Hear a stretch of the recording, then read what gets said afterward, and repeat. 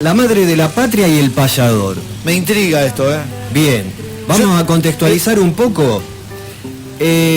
Para la época en la que don José de San Martín pedía la baja del ejército español. Hay que recordar que San Martín había tenido una carrera fulgurante como militar en España, había combatido en la guerra de independencia española contra las tropas napoleónicas, que eran las tropas consideradas una de las mejores ejércitos del mundo. En el momento en que está pidiendo esa baja del ejército en la región rioplatense, o sea, en nuestra región, llegaban al final 270 años de dominación española. Estamos hablando de 1810. En 1810 se inicia un proceso revolucionario que va a durar unos 10 años, una década, que desde la ciudad-puerto de Buenos Aires va a pretender extender esa influencia revolucionaria al resto de lo que había sido el virreinato del Río de la Plata. Una de las primeras directivas de la Junta Revolucionaria va a ser la formación de ejércitos patrios para combatir a los realistas. Y entonces una de las primeras resoluciones de esta Junta es formar ejércitos patrios para combatir en los distintos frentes de batalla. En 1810, todavía faltaban 2 años para que José de San Martín regrese, después de haberse ido a España cuando era niño, para regrese y ponerse al servicio del gobierno revolucionario, y a partir de ahí, de su gesta, va a ser reconocido con el nombre del padre de la patria, como lo conocemos hoy en día, el libertador y padre de la patria. Por entonces, María Remedios del Valle, una mujer que ya había mostrado su coraje en 1807 durante las invasiones inglesas, se incorporaba como auxiliar y combatiente al futuro ejército del norte. Recordemos aquel ejército que va a estar comandado por Manuel Belgrano. María Remedios del Valle. María Remedios del Valle. No es Remedio de Escalada ni nada por el estilo. Absolutamente no nada que ver. Es María Remedios del Valle. Su destacada acción en el frente de batalla le va a valer el tratamiento de capitana y madre de la patria. Así como San Martín es reconocido como el padre de la patria, María Remedios del Valle, la madre de la patria. ¿Alguien sabe de esto? Muy pocas personas. Después vamos a hablar un poco de por qué. ¿Por qué este anonimato? Bien, ¿quién fue María Remedios del Valle? Se produce la revolución, se organiza esta primera expedición auxiliadora al Alto Perú y nuestra protagonista se incorpora con 43 años ya. Tenía 43 años esta mujer al regimiento de artillería, acompañando a su marido y a sus 2 hijos. Tienen 2 hijos, uno de los hijos es adoptado. Ella acompaña y se incorpora al ejército expedicionario al Alto Perú. Recordemos, es el ejército que va desde Buenos Aires, va a ir hacia el Alto Perú y va a pasar, esto ya nosotros lo hablamos, va a pasar por los límites de lo que se conocía como el Desmochado, o sea, aquella región. ¿Se acuerdan que nosotros estuvimos hablando mucho tiempo? Esta cuestión de todo este camino real que va bordeando el Carcarañá por las postas, las diferentes postas de Arequito, Cruz Alta. Es por ahí donde pasa el ejército, los urgentes, y es el ejército que se va a encargar de reprimir a la asonada de la que participó Liniers. Claro. Que Liniers es precisamente fusilado en ese contexto, y es esa expedición la que se va a hacer encargar de esto. Entonces, lo mataron a Liniers acá entre los urgentes y Cruz Alta. Sí, señor, cabeza de tigre. Esto para armar un contexto, quiero decir que esta mujer, María Remedios del Valle, participa de esa expedición y en algún momento va a formar parte de este cuerpo expedicionario que se va a encargar de reprimir a los contrarrevolucionarios, entre ellos Liniers, que posteriormente va a ser fusilado. Bien. Su familia no sobrevive a la campaña, o sea, en esta campaña hacia el Alto Perú muere su marido y mueren sus 2 hijos. Del Valle continúa sirviendo como auxiliar durante el avance sobre el Alto Perú y va a participar de todas las batallas de las que participa el ejército del norte, tanto en las batallas donde es derrotado el ejército, por ejemplo en Huaki, 1811 es la primera derrota que sufre el ejército, y ahí es donde pierde el Alto Perú. Recordemos, cuando hablamos del Alto Perú es la actual Bolivia. El Alto Perú todavía formaba parte del territorio de las Provincias Unidas, pero con estas batallas que va a llevar adelante el ejército del norte, vamos a empezar a perder esa región, a tal punto de que después, posteriormente, los límites van a ser muy semejantes a los que todavía hoy se conocen entre el límite norte de la Argentina y lo que es la actual Bolivia. Me gusta esa aclaración y a mí me sirve, que el Alto Perú es Bolivia, no es Perú-Lima allá arriba. Exacto, no. Todavía, porque llegás a Bolivia y todavía te falta un tramo para llegar hasta allá. No llegaban hasta allá arriba todavía. No llegaban hasta allá arriba y Perú, para tener en cuenta, San Martín llega al Perú en su campaña a través del mar, por el Pacífico, sí, no por tierra, sí, por lo dificultoso de que hubiera sido llegar con un ejército. La cordillera. Allá. Exactamente, y la Puna, o sea, es una altiplanicie a 4.000, 5.000 metros de altura, donde evidentemente era mucho más fácil llegar por mar. En vísperas de la batalla de Tucumán, en 1812, recordemos, Ejército del Norte comandado por Belgrano. María Remedios se presenta ante Belgrano y le solicita el permiso de ir al frente, digamos, a atender a los heridos en la primera línea de combate. Pero parece que Belgrano era reacio, por razones de disciplina en el ejército, que la presencia de mujeres en la tropa, porque la mujer formaba parte de una especie de retaguardia. No estaban junto con la tropa. Y Belgrano decía, bueno, la presencia femenina quizá pueda generar indisciplina en la tropa, entonces le niega a Del Valle que participe. Se inicia la batalla y María Remedios desoye lo que le había mandado Belgrano y estuvo al frente, alentando y asistiendo a los soldados. La batalla de Tucumán es ganada y estos soldados que participan de la batalla son los que comienzan a llamarla Madre de la Patria. Son los soldados que son asistidos en la batalla del Tucumán en 1812. En ese momento, tras esa batalla decisiva, esa victoria decisiva, Belgrano nombra a María Remedios del Valle capitana del ejército. Se vence en la batalla de Salta, ya estamos en 1813. Pero posteriormente Belgrano es derrotado en Vilcapugio y también en Ayohuma. Son las dos derrotas del Ejército del Norte, donde obligan a ese repliegue tan importante. Sí, Vilcapugio y Ayohuma. Exacto. Las hemos estudiado en la escuela. Es la clásica, la derrota de Vilcapugio y Ayohuma. La cuestión es que en esta última batalla, donde combate también María Remedios, fue herida de bala y tomada prisionera. O sea, los realistas la toman como prisionera. Y parece que desde el campo de prisioneros, esta mujer ayuda a muchos patriotas a huir, a escapar. Era bravísima esta María. Era una mujer que, bueno, estamos mostrando de alguna manera el currículum de esta mujer, de la madre de la patria. Y los realistas se dan cuenta.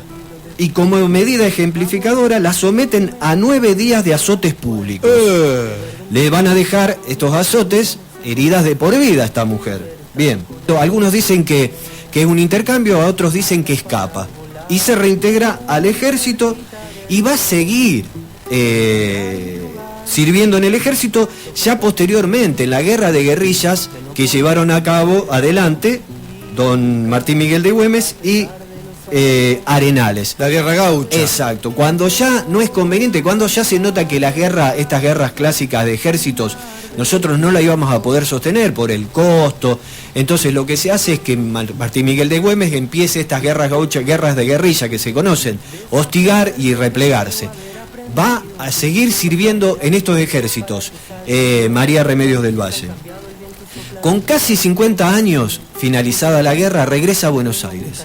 Y todos podríamos decir, bueno, con la gesta que llevó al lado, con lo que aportó, va a tener le van a reconocer de alguna manera estos méritos. Nada que ver.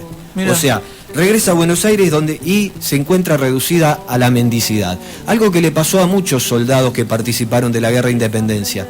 Regresan y no son reconocidos por el Estado en formación y terminan mendigando. Vivía en un rancho, dice en la crónica, afuera de la ciudad, y frecuentaba las iglesias, afuera de la iglesia pedía limosna, vendía empanadas, como para sobrevivir. Y ella se hacía llamar la capitana y... Ahí la estoy conociendo. Yo sentía alguna historia de la capitana. Bien, se hacía llamar la capitana y mostraba sus cicatrices y ella decía que había participado de la guerra de independencia y la gente básicamente la consideraba como una loca. Pensaban que era una loca, que en realidad se inventaba todo esto. 1826, ya estamos, 1826, solicita una compensación por sus servicios y además porque ella, recordemos que habían muerto su marido y sus hijos en batalla, o sea, en la expedición. El pedido es rechazado. Lo que sucede en 1827 es que es reconocida, cuando estaba fuera de una de las iglesias, es reconocida por el general José Viamonte, también conocido. Viamonte, famoso en las invasiones inglesas, en la Revolución de Mayo, guerra de independencia, guerras civiles. Viamonte la reconoce y le pregunta el nombre, ella le dice su nombre y exclama, Viamonte, usted es la capitana, la que nos acompañó al Alto Perú, es una heroína. Esto lo recogen las crónicas de la época. Resulta que Viamonte, después de charlar con ella, en octubre de ese 1827, presenta ante la Junta de Representantes de Buenos Aires un pedido para que, se le reconozca a esta mujer una cierta jubilación, pensión, precisamente por los servicios prestados. Lo cierto es que hay un debate intenso acerca de si le van a dar o no esa pensión. Sí, la cosa no fue fácil y después de este debate deciden otorgarle una pensión de 30 pesos. 30 pesos 1827. La comparativa es la siguiente. Una mujer, una lavandera, por entonces cobraba 20 pesos por mes. Y esta mujer ganaba 30 pesos. Impresionante. Bien, hay que llegar recién a 1835 para que con casi 70 años María Remedio del Valle reciba primero un reconocimiento. Fue destinada a la plana mayor con jerarquía de sargento mayor por decreto de don Juan Manuel de Rosas, quien en marzo de 1835 había asumido hacía poco el segundo mandato, recuerden, como gobernador y posteriormente como el máximo representante de la Confederación Argentina. Es don Juan Manuel de Rosas que le reconoce y le aumenta la pensión en más de un 600%. Recién a partir de entonces, con 70 años, esta mujer va a ser reconocida. En el listado de pensiones de 1836 figura con el nombre de, y acá esto es interesante, Remedios Rosas. Entonces puede haber gente que la reconozca como Remedios Rosas. Aparentemente, en gratitud por lo que había hecho el restaurador de las leyes, ella aparece como Remedios Rosas en esas pensiones, en esos vales que se le daban. En octubre de 1847 aparece el último recibo de cobro de sueldos con una pensión de 216 pesos, muy diferente a esos 30 pesos que le habían dado en la década del 20. Y en 1847, el 8 de noviembre, la nota indica que la mayor de caballería, doña Remedios Rosas, falleció. O sea, esta mujer muere en 1847, había nacido en 1767, había vivido unos 80... Bastante. Sí, 80 por su vida. Años, sí, la verdad que por su vida sí. Interesante, María Remedios del Valle, no te google ese nombre, la madre de la patria, en la columna Todo es Historia del profe Julio Capana. ¿Nos queda otra parte? ¿Nos queda el payador ahora? Nos queda otra parte. También es una incógnita para mí, el payador, en un ratito.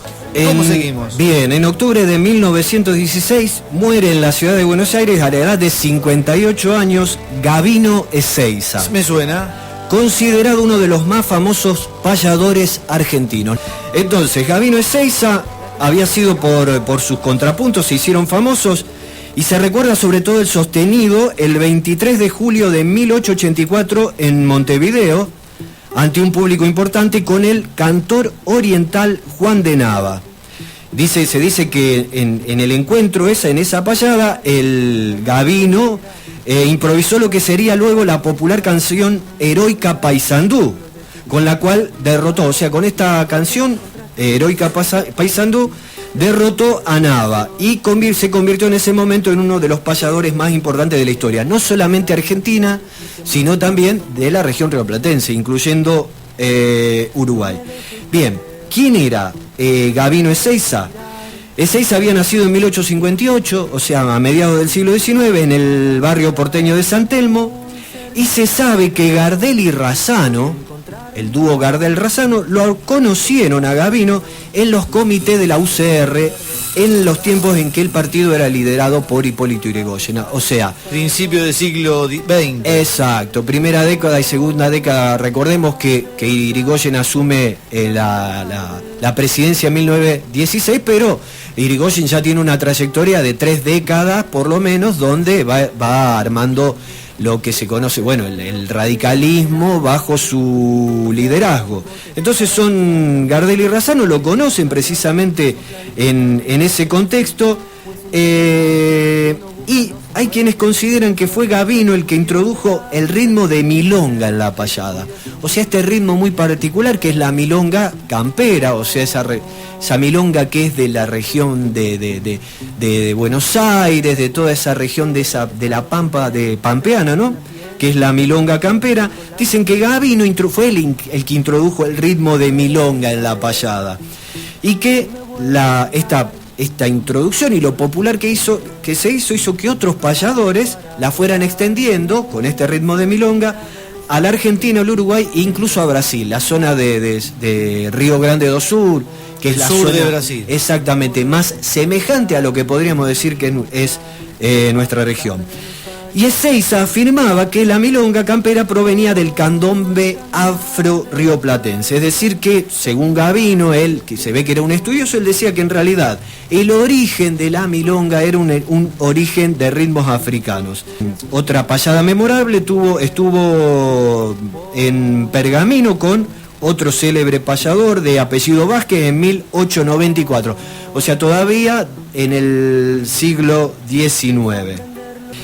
La historia de Gavino Ezeiza, para quien quiera verla, aparece, no Gavino Ezeiza, pero su historia aparece en la película El último payador, del año 1948, donde actúa Hugo del Carril.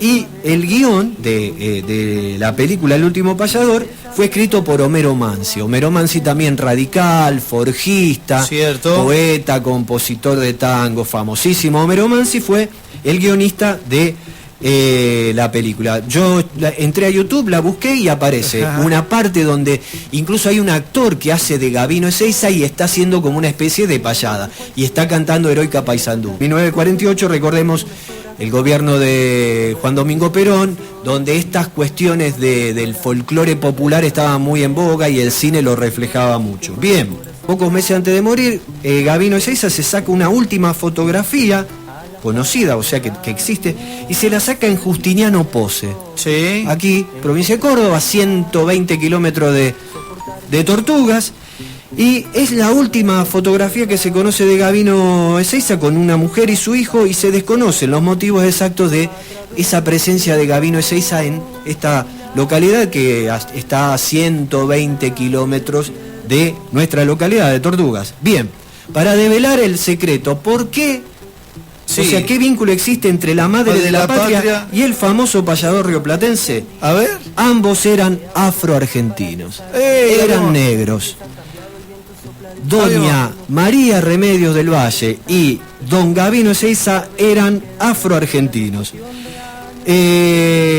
Nuestra protagonista, según el sistema colonial de castas, era considerada parda. Estas dos personalidades, estos dos personajes históricos eran afroargentinos, eran negros. Vamos con una efemérides para saber la madre de la patria y el payador, ahí confluyen, ¿eh? Exactamente. Bueno, efemérides. Sí. En honor a María Remedios del Valle, el 24 de abril de 2013, el Congreso Nacional sanciona la ley 26852, que establece el día 8 de noviembre como el Día Nacional de las y los afroargentinos y de la cultura afro. 8 de noviembre, falta poquito. 8 de noviembre, ese es el día en el que, a partir de una ley del Congreso, se sanciona el Día Nacional de los y las afroargentinos y argentinas y de la cultura afro. En homenaje a María del Remedio. Exactamente. Desde 1992, el día 23 de julio ha sido declarado Día del Payador en todo el territorio de la República Argentina, en honor al histórico contrapunto entre Gavino Ezeiza y el cantor oriental Juan de Nava, ahí donde Nuestro payador improvisa, Heroica Paysandú. Una estadística, el Censo Nacional de 2010 determinó que un 5% de la población argentina tiene ancestros africanos, sangre de africanos, 5% de la población. Con la generación del 37 y la generación del 80 surge esta idea de plantear una Argentina blanca y europea. Y la cuestión de fondo sigue siendo, después de más de 170 años, el triunfo o la derrota de la máxima de Sarmiento, civilización y barbarie. Entonces, ¿qué tiene que ver con esto? Esta cuestión de educarnos en esta idea de una Argentina blanca y europea tiene un trasfondo político. Entonces, bueno, lo que tratamos de hacer en este micro hoy es referenciar un poco eso, esa historia oculta, negada, que hace a que precisamente nuestra sangre es una sangre mestiza.